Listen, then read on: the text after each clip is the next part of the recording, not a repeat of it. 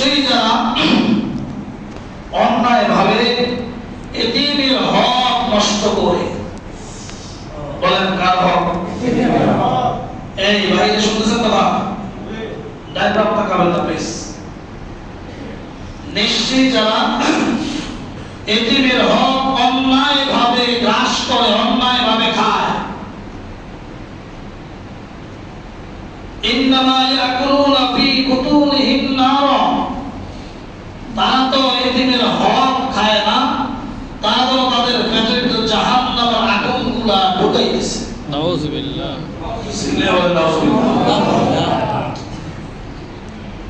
আবু জাহালের কাছে মক্কার কিছু মানুষরা মৃত্যুর আগে সম্পদ জমা রাখত। এক বাবা মরার আগে বলছে যে ভাই, আমার বাচ্চার দেখানো নাবালেগ, আপনি আমার বাচ্চাদের সম্পদটা রাখেন, তখন তারা বড় হবে, অ্যাডাল্ট হবে, যুবক হবে, তখন তাদের সম্পদটা তুমি ফিরিয়ে দিবা। এরকম আমাদের দেশেও তো রাখে। মুরব্বীদের কাছ থেকে শোনা কথা বলি, যুদ্ধের সময় বহু হিন্দুরা এদেশ থেকে পালায় ইন্ডিয়া চলে গেছে, কিছু মানুষের সম্পদ রেখে গেছে, স্বর্ণ টাকা পয়সা রেখে গেছে, মুরব্বীদের কাছে শোনা কথা। কিন্তু অনেক সময় দেখা গেছে ওই হিন্দুদের সম্পদ জমা রাখছে, ফিরে আসার পর কোনো ওই মানুষগুলো ফিরে দেয় না। হারাম হয়েছে না হারাম হয়েছে? তার মানে কি হিন্দুর সম্পদ খাইলে গুনাহ হয় না? বলেন গুনাহ হয় না, ডাবল হয়। একজন মুসলমান হক খাইলে হয়তো বা কোনো কারণে আমি আপনাকে মাফ করে দিতে পারি, আপনি আমাকে মাফ করতে পারেন। একটা হিন্দু তো চিরস্থায়ী জাহান্নামে, সে কখনো আপনাকে মাফ করার সুযোগ সে যখন বড় হলো, আবু জাহেলের কাছে বলল, চাচা আমার বাবা রেখে যাওয়ার সম্পদটা আমাকে ফিরিয়ে দেন। আবু জাহেল বলল যে না, তোমার বাবা তো কোনো সম্পদ আমার কাছে রাখে নাই। নাউযুবিল্লাহ বলেন। আল্লাহর হাবিবের কাছে বিচার আসলো, কথা বলেন না, কথা শুনতেছেন? জি। আল্লাহর হাবিবের কাছে বিচার আসলো, নবীজি বলল চলো যাই। নবীজি আবু জাহেলের ঘরের সামনে বলল, চাচা ঘর থেকে বের হন, এই ছেলেটার সম্পদ তার বাবা তারা রেখে গেছে। আবু জাহেল আবার বলছে না, আমার কাছে কোনো সম্পদ রাখে নাই। আর রাসূলুল্লাহকে ইনসাফ করলেন, এই আবু জাহেল, মুহাম্মদ বলেন সাল্লাল্লাহু আলাইহি ওয়াসাল্লাম, তুমি মাত্র 40 জনের নেতা, তখন মাত্র মুসলমান হয়েছে কয়জন? 40 জন। এত ভাবলো কেন? আল্লাহর হাবিব যেমন ভবন দিলেন, চাচা সম্পদ দেন, অতি স্পষ্ট ভাষায় বলি, হক কথা বলতে শরীরে শক্তি লাগে না। স্পষ্ট ভাষায় কথা বলতে, হক কথা বলতে দল বড় হওয়া লাগে না। ইমানের জোর থাকলে হক কথা হাজার মানুষের সামনে বলা যায়, ঠিক কিনা বলেন? যেটা ইমাম এখানে বসে বলে, আল্লাহ প্রদত্ত ক্ষমতা দিয়েছেন, আল্লাহ এখানে বসে কথা বলবে। আপনার মতো নেতারা অবশ্য লাল ছবি থেকে তার হুজুররা কথা বলে না। যে কথা আমি বলি, যদিও জোরে বলি, স্পষ্ট ভাষা বলি, আপনাকে জাহান্নাম থেকে বাঁচানোর জন্যই বলি। প্রতি জুমাতে একটা কথা, আমি মানুষের হক নষ্ট করবেন না, মানুষের হক নষ্ট করবেন না। মানুষের হক নষ্ট করবেন আল্লাহর কসম, যতগুলো নামাজি হন, রোজাদার হন, হাজী সাহেব হন, মাওলানা সাহেব হন, গাজী সাহেব হন, কিয়ামতে আল্লাহর আদালতে অবশ্যই আপনাকে দাঁড়াতে হবে।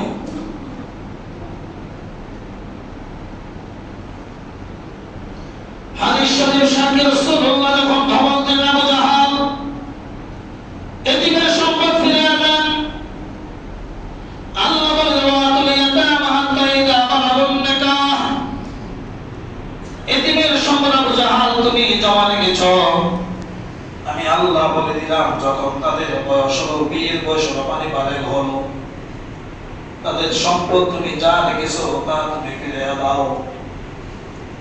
আমানত কাকে বলে? বোঝানোর জন্য বলি। যদি আমি আপনাকে বলি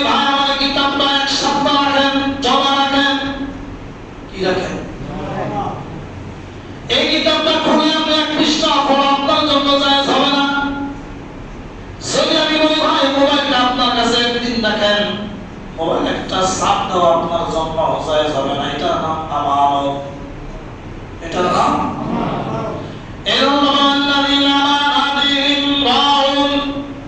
আল্লাহর মুমিন তো ওই ব্যক্তি যারা আমানতের খেয়ানত করে না। মুমিন কখনো আমানতের খেয়ানত করতে পারে না। আবু জাহল রাসূলুল্লাহ যখন বললেন চাচা ফিরে দেন, আবু জাহল রাসূলুল্লাহকে ধমক দিলেন, কিছুক্ষণ পর বললেন চাচা এ ভাতিজা মুহাম্মদ আমি ফিরিয়ে দিচ্ছি, চাচা ফিরিয়ে দিচ্ছি।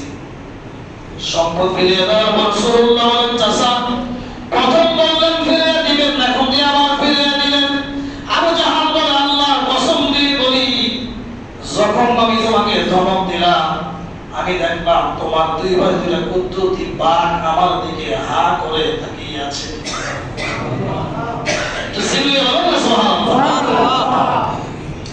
আমি দেখলাম যে বাঘ আমার দিকে হা করে তাকিয়ে আমাকে বড় খেয়ে ফেলবে। আমি বাঘের ভয়ে সম্পদ রাখতে পারলাম না। সুবহানাল্লাহ বলেন। এখন আমরা প্র্যাকটিক্যালে বিশ্বাসী। প্র্যাকটিক্যাল কাকে বলে? মানে বাস্তবতায় বিশ্বাসী। হুজুর আমার জীবনে অসংখ্য দুর্নীতি করেছি, আমি সুদ খেয়েছি, ঘুষ খেয়েছি, অসংখ্য মানুষের সম্পদ লুণ্ঠন করেছি, আমার কিছু হয় না। আপনারা যদি বলেন সব সত্য না, কিছু কিছু হুজুররা বানায়া বানায়া পাড়ায়া পাড়ায়া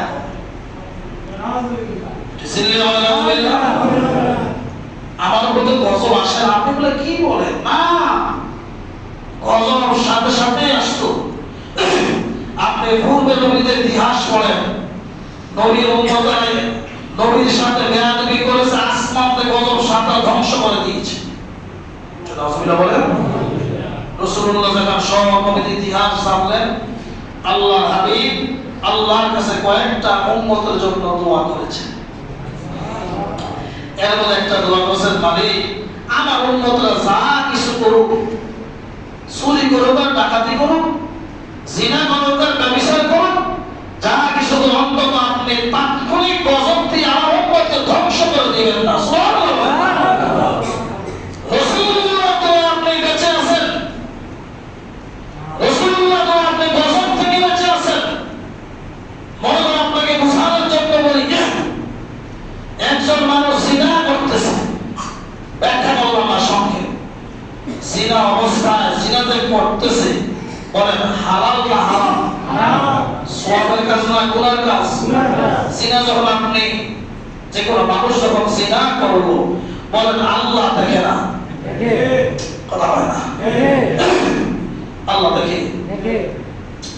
যখন আপনার শ্বশুরকে নিজের বাপ বানায়া সম্পদ লিখে দিলেন, আল্লাহ আপনার সালাকি বুঝে না? আল্লাহ তো বয়স হয়ে গেছে, চোখে একটু কম দেখে। আরেকজন মানুষ দুর্বল হওয়ার কারণে আপনি তার জায়গা শুরু করে দখল করলেন, আপনার সালাকি আল্লাহ বুঝে না? কথা হয় না? আপনি দুইটা বিয়ে করলেন, নাজায়েজ না? অবশ্যই জায়েজ, তবে দুই বিয়ে করা সুন্নাত না, জায়েজ। দুই বিয়ে করার পরে প্রথম স্ত্রীর সন্তান থেকে পুরা সম্পদ দিলেন, দ্বিতীয় স্ত্রীর সন্তান থেকে সম্পদ দিলেন না। এটা কি জুলুম হয়েছে না হয়েছে? মানে শরীরে যৌবনের শক্তি থাকলে আর শরীরের শক্তি থাকলে দুনিয়াটা আমার মনে হয় 90 বছর বয়সে ডিল্লা জিকির করে না, যৌবনকারীরা সব ভুলে গেছেন। আপনি বুঝছেন যৌবন শরীরে আছে, শরীরে শক্তি আছে, আমার সামনে কে আছে? বা এটা তো মুসলমানই আকীদা হতে পারে না। মুসলমান আকীদা হবে আমি গোসল করে পরিষ্কার পরিচ্ছন্ন হয়ে জুমার নামাজ পড়তে আসছি, জুমার নামাজের পরে বাসায় যাইতে পারবো কিনা এই গ্রান্টি আমার কেউ দিতে পারে না। আমি চাইতে পারবো এই গ্রান্টি আমার কেউ দিতে পারে না। একজন মুসলমান আকীদা বিশ্বাসটা এরকম থাকবে, আমি যে অবস্থায় আছি, যেখানে আছি, যে কোনো অবস্থায় আছি, আমার মালাকুল মউত 24 ঘন্টা আমার দিকে এক নজরে তাকিয়ে আছে। যে কোনো সময় থেকে ডাক আসবে তো আমার টান দিয়ে জানটা কবজ করে দুনিয়া থেকে আমার কবরে পৌঁছে দিবে। এই বিশ্বাসটা, এই আকীদা প্রত্যেকটা মুসলমানের থাকা দরকার আছে না? আছে।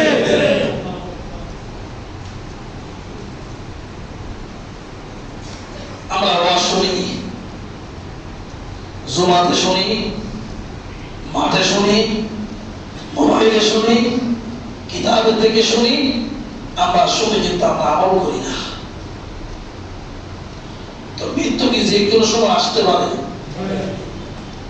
নাকি বুড়ো হইলে বলে, জোয়ানরা বলে না? মনে রাখবেন, বয়স্ক মানুষের সাথে, সুস্থ মানুষের সাথে, অসুস্থ মানুষের সাথে, জোয়ানের সাথে, বুড়ার সাথে মৃত্যুর সম্পর্ক না। মৃত্যুর সম্পর্ক হলো লিকুল্লি উম্মাতিন আজাল, প্রত্যেকের হায়াত নির্ধারিত। এখন যারা মনে করেন আপনার কাছে আমি টাকা পাইলাম, অথবা আপনি আমার কাছে পাইলেন, যদি আমি টাকা চাই, আপনি টাকা চান, আপনি বলেন যে ভাই আমি কি মরে গেছি, দিব আর কি, তো দিব আগে সবাই আপনার দিল কে? এই সবাই আপনাকে কে দিল? তার মানে আপনার মারাকের বন্ধুর সাথে কথা হয়েছে আমি আগামী 1750 বছর বাঁচব।